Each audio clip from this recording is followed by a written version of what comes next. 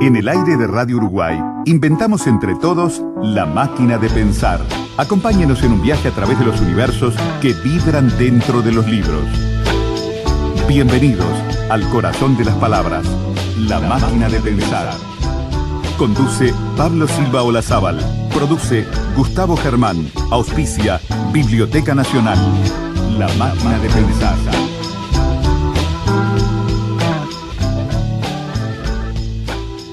Amigos, ¿cómo están? Bienvenidos a Radio Uruguay, bienvenidos a La Máquina de Pensar. ¿Cómo andan? Espero que anden bien. Seguimos aquí en esta semana dedicada o encarada o apuntando al encuentro Borges, una geografía imaginaria, que va a tener lugar este viernes 25 y este sábado 26 en el departamento de Río Negro, en la capital, en Fraiventos. Ustedes saben, lo estamos organizando La Máquina de Pensar junto a la Dirección de Cultura de la Intendencia de Río Negro. Y por lo tanto, es una semana, seguimos con la semana dedicada a Borges, a Jorge Luis Borges de algún modo.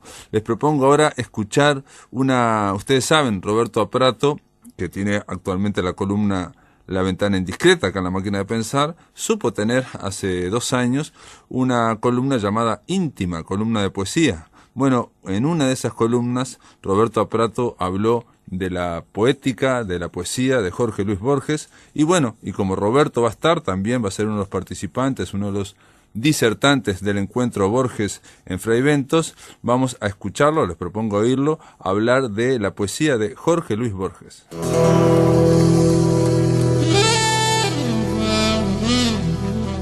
Siempre es buen momento para la poesía, pero mejor si ella acontece en una oportunidad íntima. Columna de poesía. Roberto Aprato nos reseña cada vez un poeta distinto, una voz diferente. Estilos que hacen la suma de una historia que también es nuestra y que rescatamos a través de Íntima. Columna de poesía que comienza ahora en La Máquina de Pensar.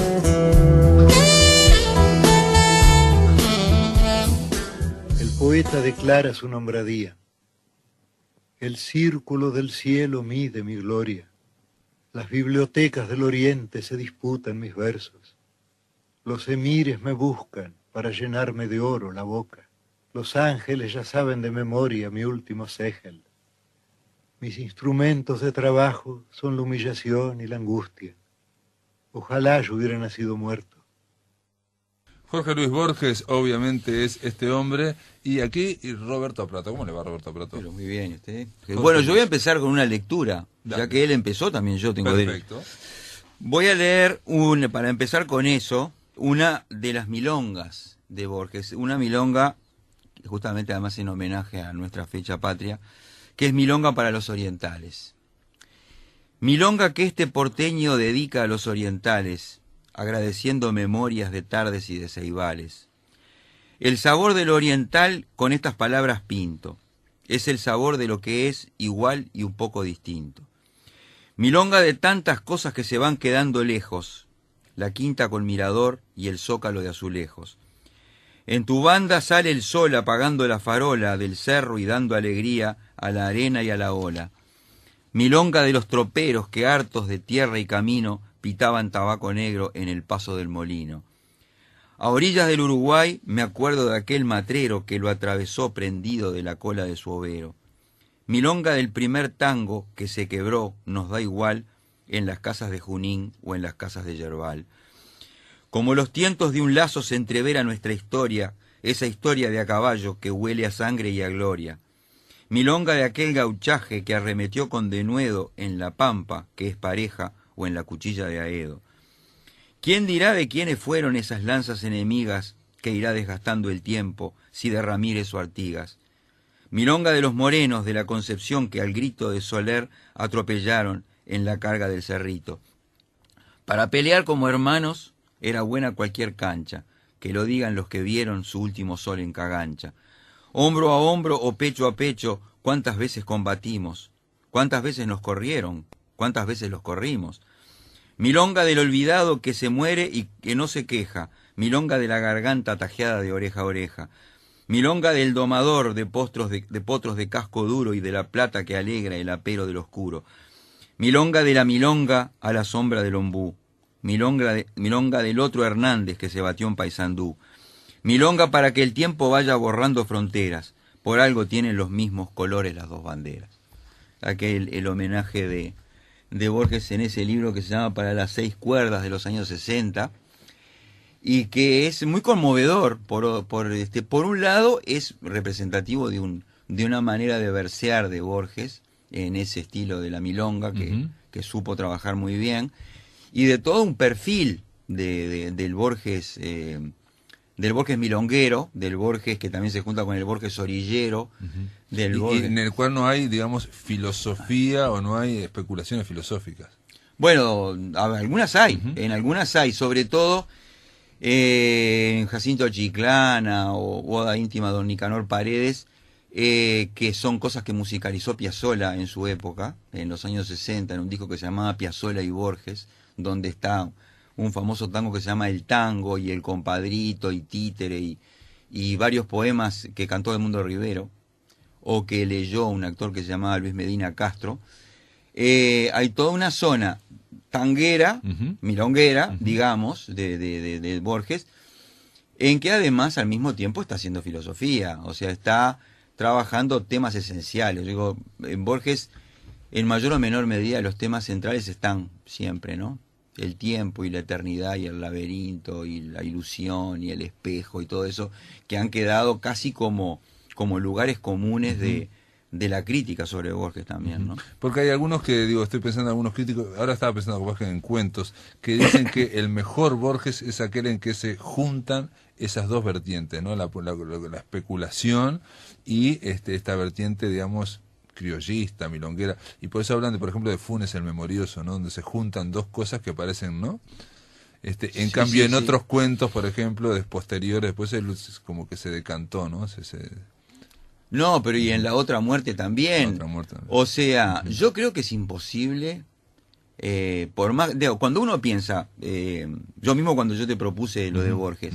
Por ejemplo, el Golem, él tiene el Golem, claro. o el ajedrez, que son más bien de especulaciones, ¿no? Metafísicas. Y que pueden tomar distintas formas. O sea, la misma especulación puede terminar en un cuento, o puede terminar en un poema, o puede terminar en un ensayo, en una de esas cosas que están en otras inquisiciones o en inquisiciones, o El tamaño de mi esperanza. O sea, ese tipo de textos que escribió a lo largo de los años 20, 30, 40, y en que se mezclaba todo. Yo te decía, pensar en Borges como poeta es como una limitación, porque en cierto sentido Borges estaba escribiendo todo. O sea, es muy difícil separar al Borges poeta del Borges narrador y del Borges ensayista. Sí. No, incluso él en algunas antologías personales que te sorprende, a mí me sorprende, por ejemplo, en los rubros o en los géneros, en ensayo, de repente pone un pequeño texto en prosa, una narrativa acerca del rosal o del puñal, que lo pone en ensayos, ¿no? Sí. Y de la misma forma,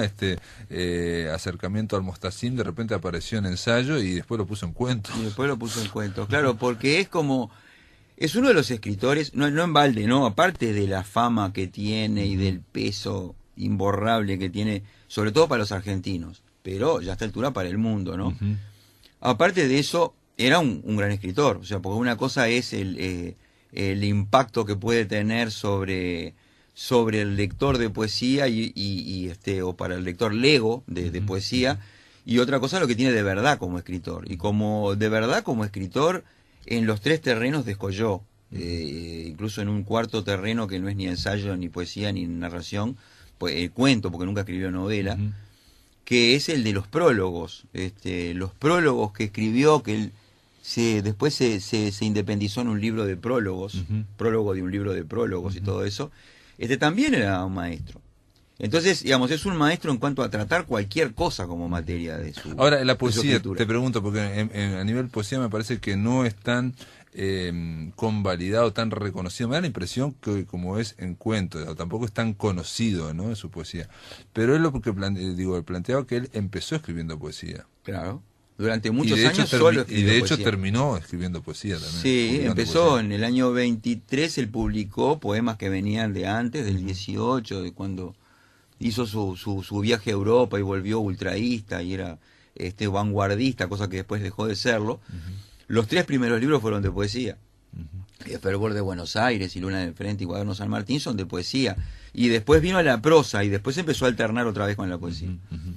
pero incluso en la propia prosa, en el hecho de haber hecho siempre cuentos o textos más o menos breves hace sí. que es una prosa muy musical, Poética, ¿no? O sea, muy poética. muy poética. El Aleph, el famoso final del Aleph es una, ¿no? Por supuesto, es una enumeración caótica, exacto. pero que no es tan caótica, ¿no? Claro, no. Que tiene su método. Yo te diría, respecto de eso de la poesía, creo que como poeta es muy respetado también.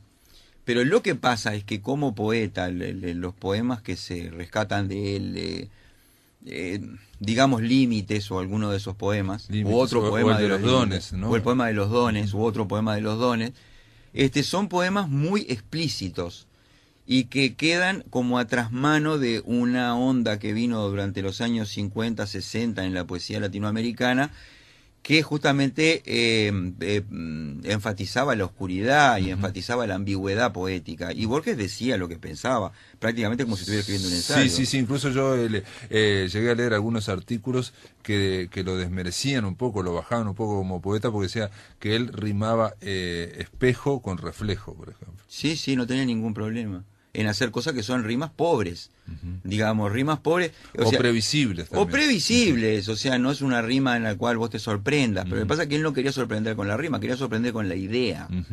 Y aparte estaba el estudio de él, digo, de las runas, de las escrituras rúnicas, ¿no? Y todas las sagas. De la poesía islandesa. Que es la idea, me parece a mí, digo, te lo pregunto, ¿no? Si, que de tratar de escribir la poesía con esa voz casi intemporal, ¿no?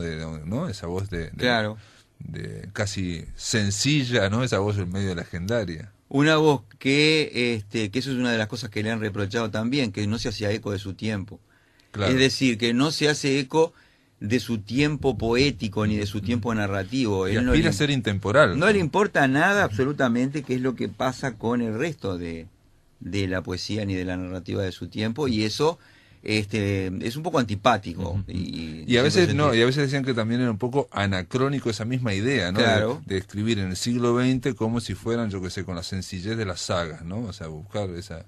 Sí, o sea que el tipo trabajaba ideas fundamentalmente, y todas hay una especie de mito que corre a mucha gente de la lectura de Borges, de la poesía de Borges, sobre todo por la erudición, por la exhibición de lo erudito y de hablar de Teócrito y de Plinio el Viejo. O de Scholem, por ejemplo. Una vez le preguntó a un periodista por qué escribió el Golem, lo cual es medio tonto preguntarle a un poeta por qué escribiste, ¿no? Y él dijo, porque así podía rimar con Scholem. Sí. Y ahí tenés que saber quién es Scholem y claro. Y pero es un uso lúdico de la cultura. Yo creo que Borges es eso. Es decir, no es que sea un exhibicionista de sus lecturas, sino que las utiliza una versión individual como lector. Es un lector de una cantidad de cosas, pero no está exhibiendo, es lo que es, o sea, es traducir el mundo a nivel textual. Claro, él aparte como lector, él mismo decía que era muy arbitrario, que había cosas que le servían y le encantaban y otras que no. Por ejemplo, de Joyce dice, ¿no? De Ulises dice que así como alguien alguien que fue a una ciudad y conoció un barrio, dice, yo estuve en tal ciudad, dice, yo puedo decir que leí el Ulises. Sí.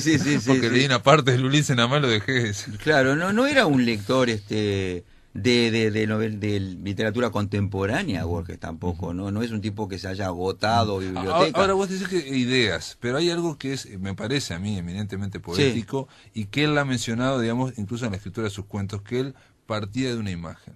Él decía que partía de una imagen y después le apareció otra imagen, el tema era cómo comunicarlas, cómo... ¿no? La convierte en idea. La convierte en idea y la somete a una... muy precisa máquina verbal, ¿no? Lo que tenía él era saber escribir y saber rimar, aun cuando fuera rima pobre, pero saber medir exactamente. Por eso él después después que ya nadie escribía sonetos, se puso a escribir sonetos, ¿no? Sí. Y escribía con formas muy fijas y respetando reglas. O sea, primero la imagen, después la idea y después el verso. Entonces, todo es una fuerza impresionante. Y hay algunos poemas que aún con esa claridad, como el de Emerson o el de Poe, por ejemplo, que están en el otro el mismo, que es el libro más importante probablemente de poesía, en uno del año 64, tiene una fuerza impresionante precisamente por la evidencia, ¿no? Por la claridad con que las ideas aparecen trabajadas ahí. Entonces, trabaja en una época en los años 40, 50, 60, en la cual esa claridad de ideas está un poco devaluada, y lo que importa más es la aventura con el lenguaje, que él nunca practicó. Ahora, de todas maneras, nunca practicó doctrinariamente, pero en los hechos sí. Pero, por ejemplo, algo que también se le dice es que respetaba la gramática, que no la sometía, digamos, a rupturas que en poesía, sobre todo en esos años, estaban como más bien pero promovidas. Hace cosas en narrativa que son procedimientos poéticos, que son condensaciones instantáneas de juntar un verbo con un adverbio o un sustantivo con un adjetivo, que son totalmente imprevisibles. Bueno, él cultivaba, él lo decía en un momento, ahora no me acuerdo, pero creo que hablando de, un poco mal de Unamuno, pero en el cual al final termina diciendo de Unamuno que era el primer escritor del castellano, ¿no? Sí. O sea, pero cuando trataba como un poco de bajarlo, decía que era muy germánico y que buscaba unir contrarios y sorprender con metáforas.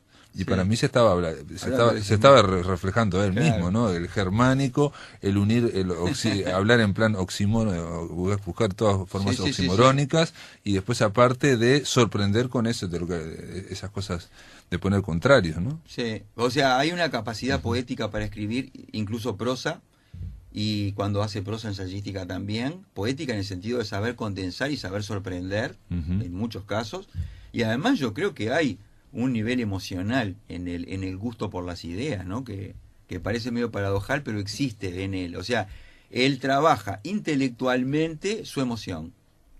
Entonces es capaz de escribir poemas como esos 2 sonetos de 1964, que ahora no hay tiempo si no lo leería, pero que son realmente magistrales. Ese Ya no es mágico el mundo, tan dejado, que es como una especie de emprolijamiento de una serie de disquisiciones acerca del amor y la pérdida del objeto amoroso, que conmueve a pesar de o a favor de la buena puntuación.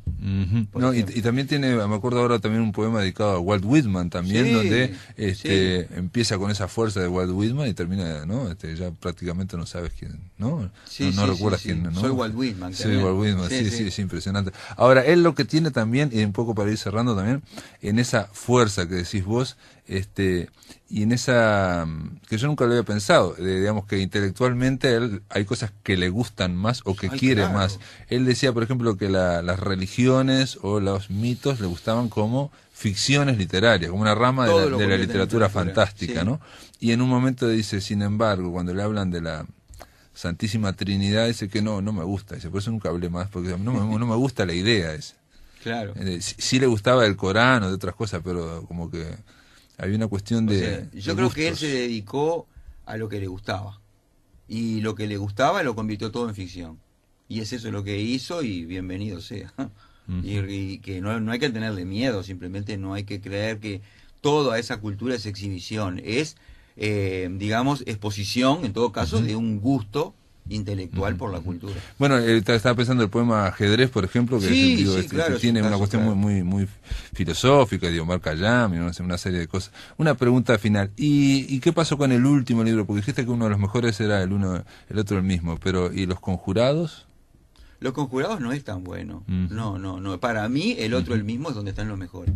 Para mí, soy también subjetivo. Está bien, lo bueno con Borges, amigos, es que está todo en internet, y sobre todo a nivel poético se puede leer mucho, y estoy totalmente de acuerdo, no hay que tenerle miedo. Y otro detalle que tiene internet, que es la capacidad de poder oírlo a él, cómo decía sus poemas, y tenía una forma muy particular, ¿no? La voz le cambiaba radicalmente cuando leía sus poemas. ¿Y los lee bien? Sí, los lee bien, convincentemente. Bueno, Roberto Prato, está liquidado Jorge Luis Borges, ¿no? Recomendado acá en Íntima, la columna de poesía de Roberto Prato, en La Máquina de Pensar. Gracias por estar acá. Gracias a ti. En el aire de Radio Uruguay, La Máquina de Pensar.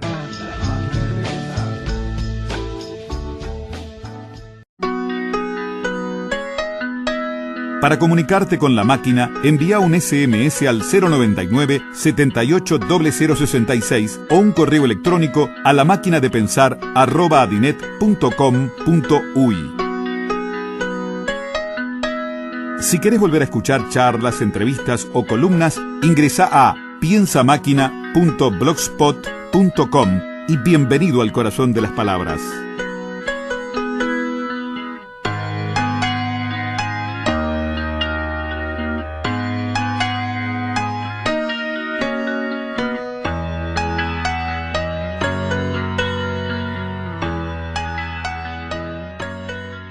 Manuel Flores va a morir. Eso es moneda corriente. Morir es una costumbre que sabe tener la gente. Manuel Flores va a morir. Eso es moneda corriente. Morir es una costumbre que sabe tener la gente.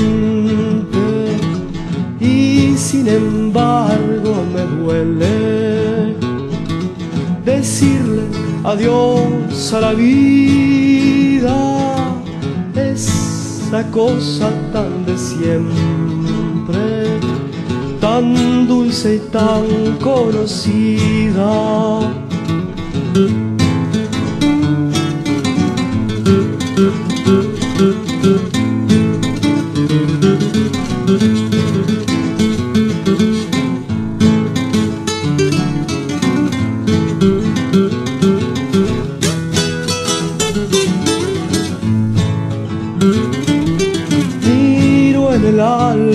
Mis manos, miro en las manos las venas, con extrañeza las miro, como si fueran ajenas. Manuel Flores va a morir, eso es moneda corriente. Morir es una costumbre que sabe tener la gente, que sabe tener la gente, que sabe tener la gente. Muy bien, ahora le damos la bienvenida a Vicente Cervera Salinas. Él es poeta y ensayista español. Nació en Albacete, pero bueno, vive ahí en Murcia y trabaja en la Universidad de Murcia. Es catedrático de literatura hispanoamericana. ¿Cómo andás, Vicente? Hola, muy buenas. Pues muy bien, muchas gracias. Saludos al programa, a los oyentes y bien todo, gracias. Lo llamamos a Vicente porque vimos en internet que tu tesis doctoral versó sobre la clave lírica de Jorge Luis Borges. ¿Qué te impulsó, digamos, a trabajar sobre Borges? Bueno, yo realmente cuando empecé mis estudios sobre la literatura hispanoamericana, la literatura de Borges era bastante ya divulgada en los medios internacionales, pero como ha señalado, fundamentalmente el género del cuento, la narrativa de ficción, también los ensayos, pero sobre todo los cuentos.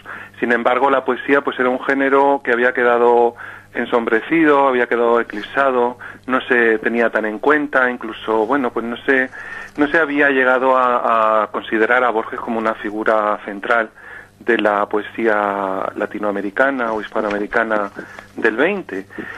Sin embargo, yo había tenido la oportunidad de leer en mi último curso de carrera universitaria la obra poética de Borges, y para mí fue realmente una revelación, fue una epifanía, ¿no?, en el sentido más literario del término, porque descubrí un poeta inmenso, un poeta de unas pues de una envergadura filosófica, reflexiva, metafísica, que me seducía, que me interesaba para conocerlo más a fondo a él y también con él los mundos que él me abría, ¿no? Me parecía que era un poeta interesante no solamente por su medio de expresión, por su manera de abordar el género poético, sino por todos los horizontes que al mismo tiempo introduce su obra lírica.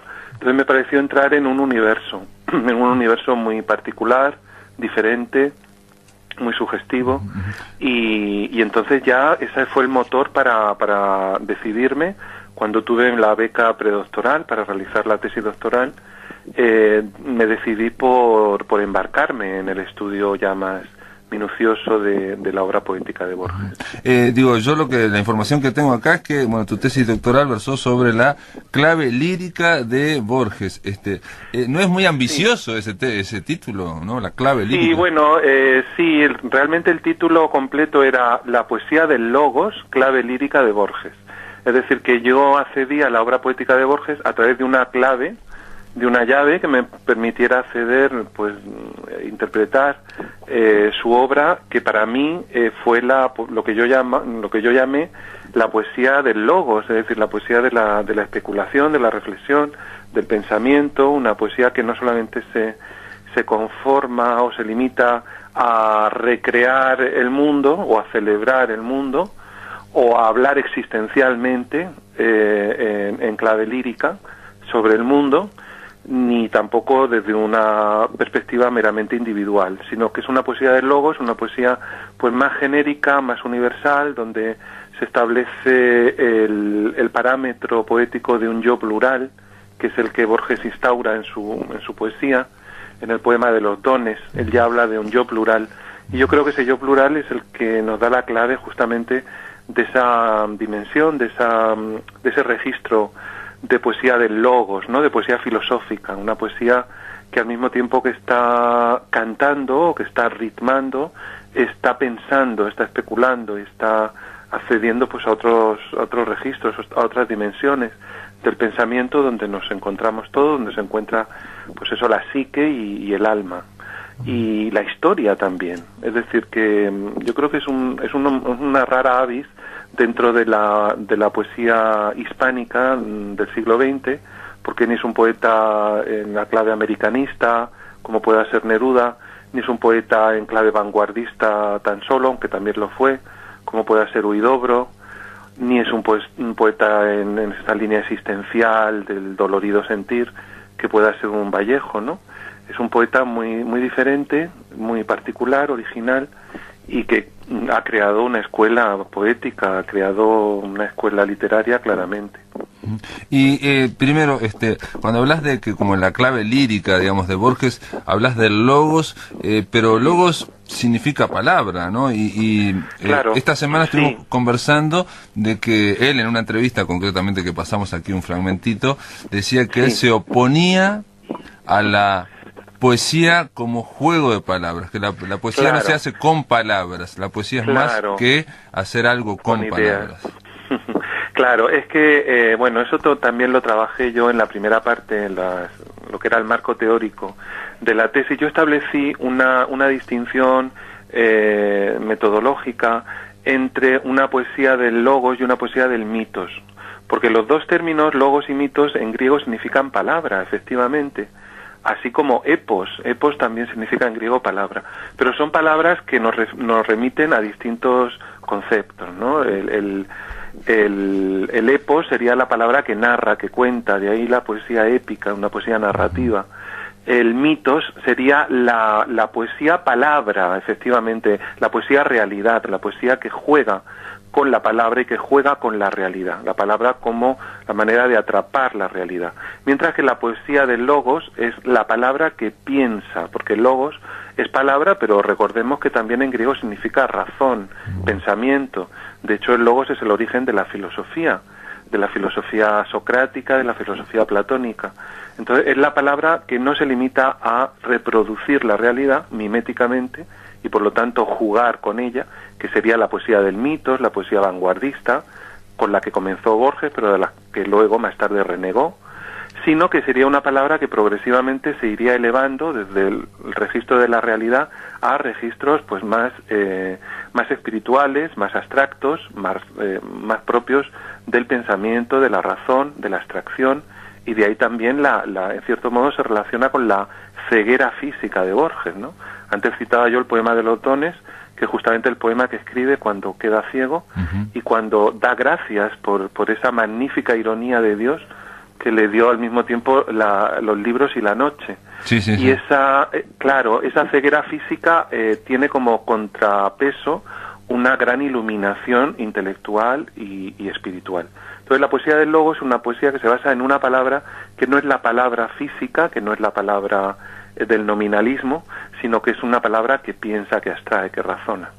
En el poema de los dones, es uno de los más famosos de Borges, Sí. La ironía de Dios consiste en que al mismo tiempo le dio los libros, es decir, lo puso en la dirección de la Biblioteca Nacional de Buenos Aires, y al mismo tiempo le dio la noche, es cuando se queda ceguera. sin vista, y él Claro. plantea así, el que está escribiendo este poema será Borges o será Grusac, Paul Grusac, Exacto. que era un anterior director de la Biblioteca Claro. Nacional, que también era ciego. Claro, y de ahí infiere Borges un concepto al que me he referido anteriormente, que es el del yo plural. ¿Cuál de los dos escribe este poema de un yo plural y de una sola sombra? Dice Borges, ¿no? Entonces hay una sola sombra, pero hay un yo plural. Esto es interesantísimo, es un sintagma de una originalidad tremenda, y al mismo tiempo yo creo que da con la esencia de lo que es la poesía, ¿no? Porque la poesía es más allá, va más allá, remonta el estadio del yo individual para alcanzar el del yo plural. Eso se sabe cuando se lee, pero el escritor que alcance ese estatuto de yo plural es mucho más difícil, ¿no? Porque tiene que salir de lo que decía Schopenhauer, que es el principio de individuación, de lo que nos limita como entidades individuales. Y Borges, que había sido lector de Schopenhauer y de la filosofía platónica, pues yo creo que tenía muy clara que la idea de que la poesía no podía quedarse en el registro del yo, en el registro del lamento particular, del registro de las experiencias cotidianas, que la poesía era algo más. Y por eso reniega también de los principios de la vanguardia, y reniega también de la poesía confesional, y reniega pues de toda una tradición, de un romanticismo tal vez mal entendido, porque el verdadero romanticismo, el romanticismo de un Keats o de un Blake, ¿no? o de un Wordsworth, pues tenía mucho más que ver con ese concepto universal del yo. Y por eso entonces en la poesía de Borges hay esa ausencia tan notoria de que no menciona el amor nunca o casi nunca. Claro, efectivamente. Eso tiene que ver también con una especie de pudor de exhibición de la experiencia personal. Un pudor ante la exhibición de la experiencia personal que tiene que ver con el hecho de que sea muy difícil registrar en la poesía de Borges elementos autobiográficos.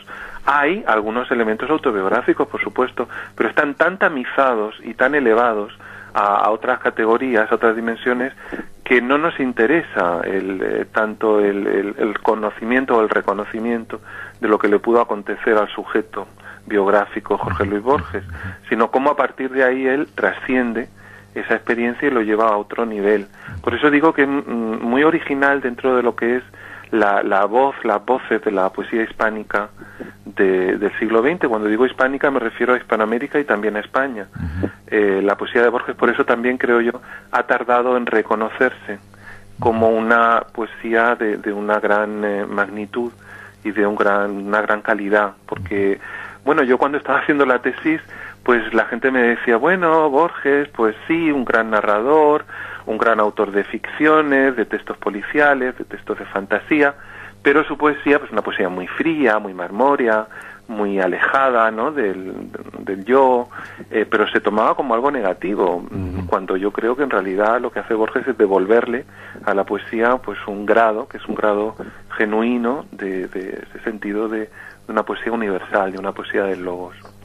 Muy bien, Vicente Cervera, poeta y ensayista español, estamos conversando con él. Después de la pausa continuamos aquí en La Máquina de Pensar, conversando sobre Jorge Luis Borges.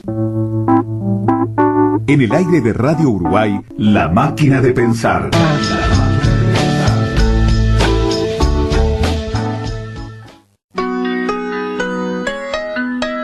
Para comunicarte con la máquina, envía un SMS al 099-780066 o un correo electrónico a lamaquinadepensar@adinet.com.uy.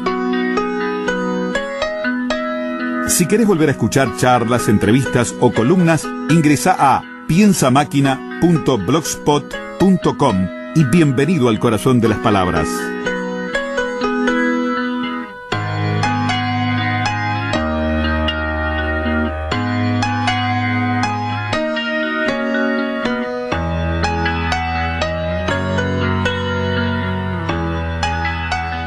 Continuamos aquí en La Máquina de Pensar. Estamos conversando telefónicamente con Vicente Cervera. Él es poeta, ensayista español y obviamente es un especialista o alguien que le entusiasma mucho la poesía de Borges, al extremo de que, bueno, tu tesis doctoral versó precisamente sobre la clave lírica.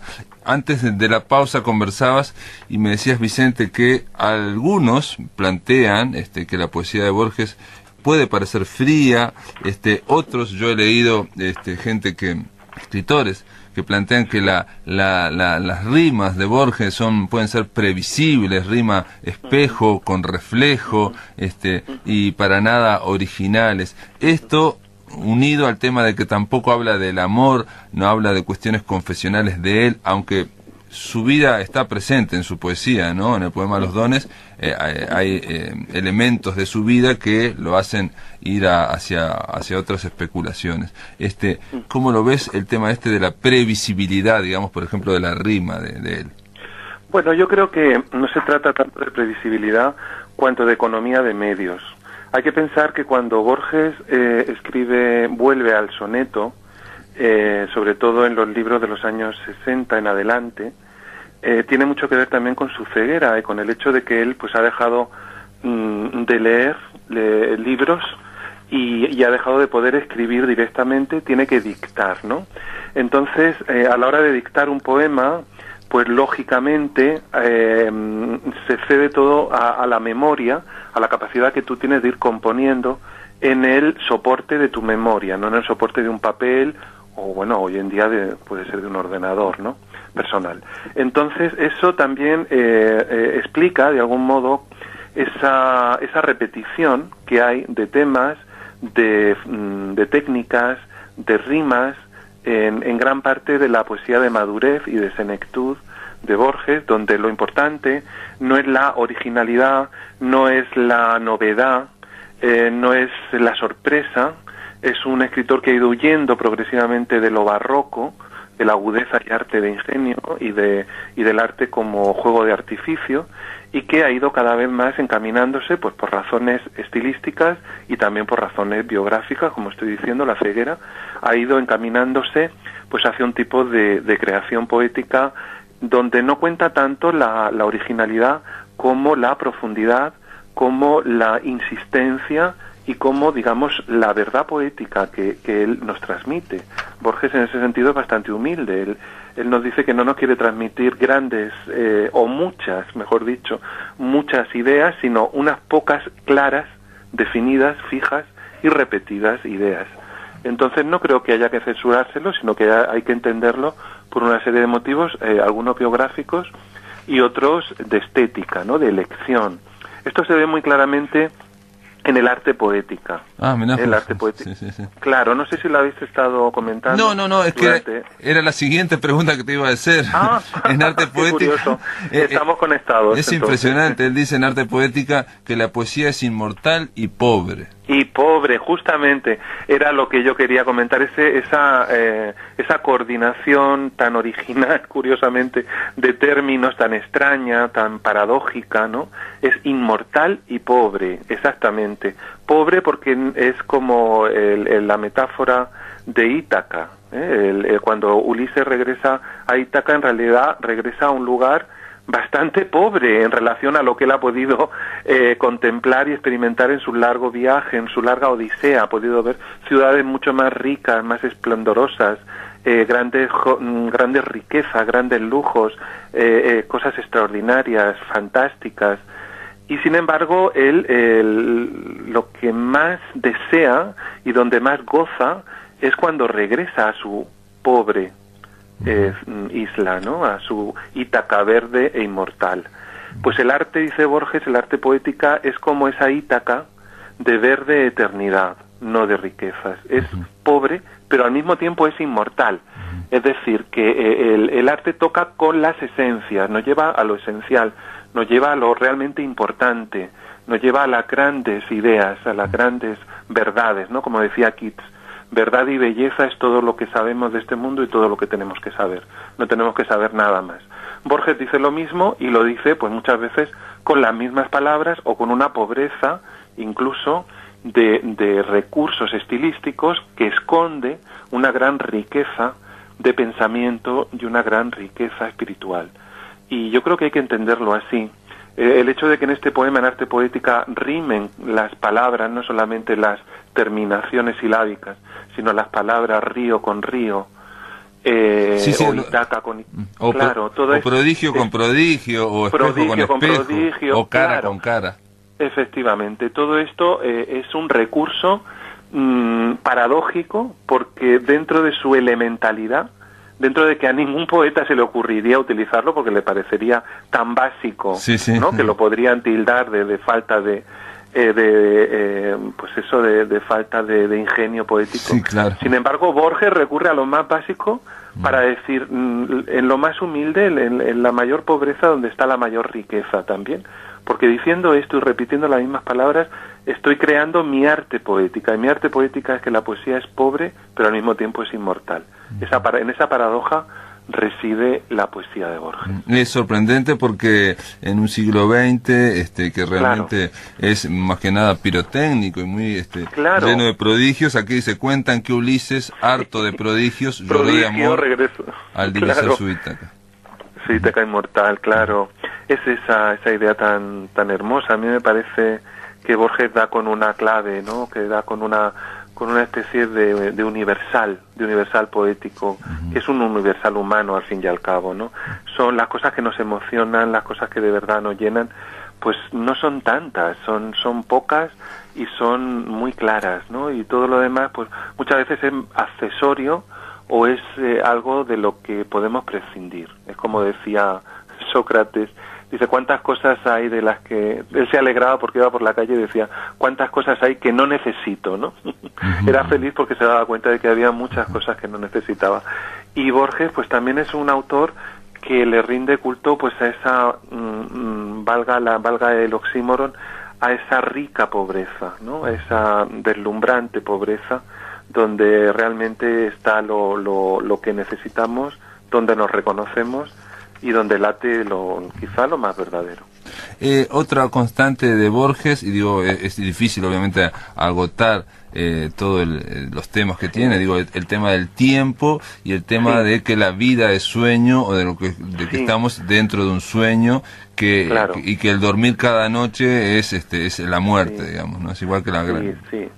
Sí, pero en realidad ese tópico de la literatura que lo tratan desde el sueño de Escipión en Cicerón, pues es un tópico que ha recorrido toda la historia de la literatura de Occidente, por supuesto con Calderón a la cabeza. Borges en realidad no se queda en él, sino que él lleva esa idea de la vida como sueño a una especie de poética del sueño, en el sentido de que para Borges también la propia creación literaria es una especie de sueño.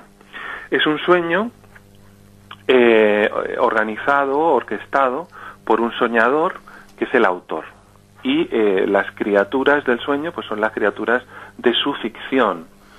Las criaturas de ficción pues son los sueños del creador, pero es que a su vez el creador es un sueño de alguien.